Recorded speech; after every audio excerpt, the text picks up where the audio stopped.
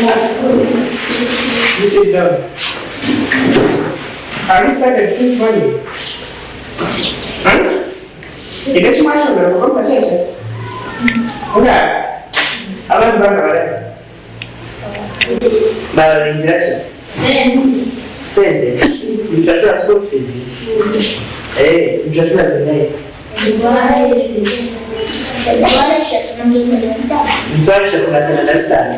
Hiyo tatizo ni. Chakeni pale. Which class is this? Ejeni class name. P2. When teacher Taki is Okwatsirwe Amina Nantongo mukuru w'ishomero lya Kyabandara Madarast Primary School ishomero lya government erikushangwa muri Kyabandara Sheema Central Division muri Sheema Municipality bwanyuma y'abazeire kweterera enduru mukuru w'ishomero takayikiriza abana babo kushoma baba takereze yo school fees. Who gave you the permission to chase students to go home for school fees? First of all, you are nimwe mwangambira mushashura capitation grant.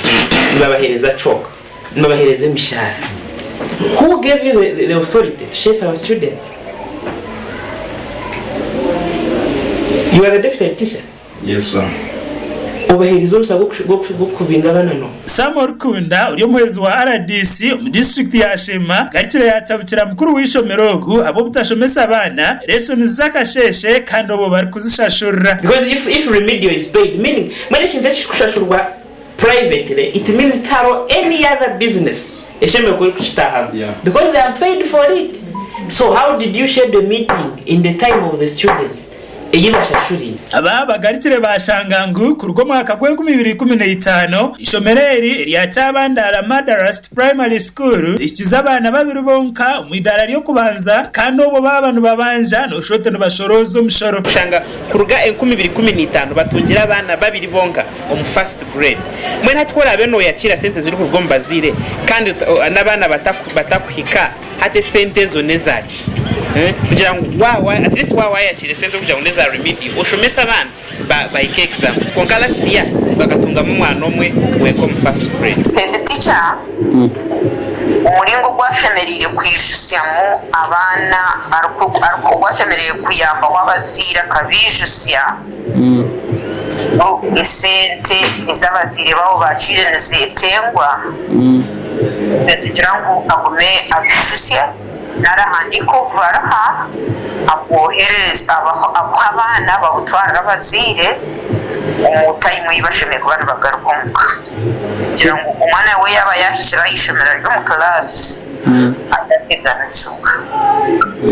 So cyawa cyabandari cyako abazire tongera kuhamiza abazire bareke kutekaho iginyikirizo yo kugira ngo babatabinjire mwana we takuhereza senti akucyara abazire nabo bakwehenera mbenta isinga bahende ticha kubinga abana abona ushanga umuzire na commentinga ngo mwana babatakabinjire nyowe sente tindu nakireki so abazire bashoborere bashirize imyuga yabo bareke kuretera ukuteganasubwa kw'abana uwo muzire na iceruzo cyo kugira ngo batamuvukira. Mukuru w'ishomereri ayihorizeho atyo yagaruka yashaba kusasirwa kandi obo icyo butashomesa lessons zakasheshe ashoboreyeho ati mwari bataye mutembo yitu. Remedial starts from 7:30 to 8:30. Kandi nyowe hati tinateka ho parade. Nicho kurebera from 8:30. Let me interject a bit. Yeah. Does it make sense to you to kill lessons for a meeting?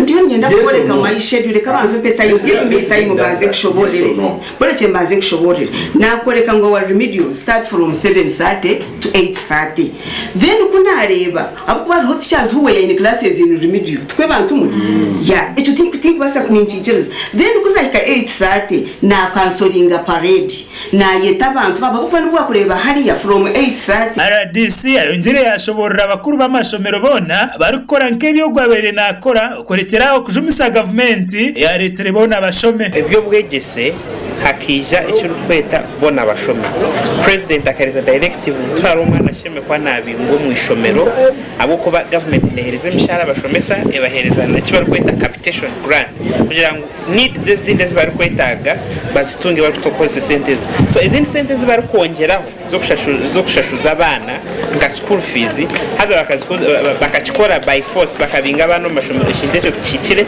ndikijumira kandi yenda kuwoninga abandi bashomesa aganda mashomero abina abandi ba teachers kurango aho turatunga report ngo mwana bamubinga ahabwa school fees eziri illegal tuzakugaraka tubakwata abo ka education eshemekwa eri free haburi mwana bo abasiramu bakujaguza ukwezi okurukwera